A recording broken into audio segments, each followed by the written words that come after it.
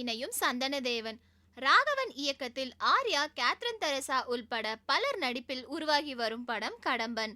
Super good films நிறுவனம் தயாரித்து வரும் இப்படத்தின் இறுதிக்கட்ட படப்பிடிப்பு கேரளாவில் நடைபெற்று வருகிறது. கடம்பன் படத்தை தொடர்ந்து நடிப்பதற்காக பல்வேறு இயக்குனர்களிடம் கதை கேட்டு வந்தார் நடிகர் ஆர்யா. இயக்குனர் அமீரும் ஆர்யாவை சந்தித்து கதை ஒன்றை சொல்லியிருக்கிறார். அந்த கதை பிடித்து விடவே உடனடியாக இயக்குனர் அமீருக்கு தேதிகள் ஒதுக்கி கொடுத்திருக்கிறார் ஆர்யா.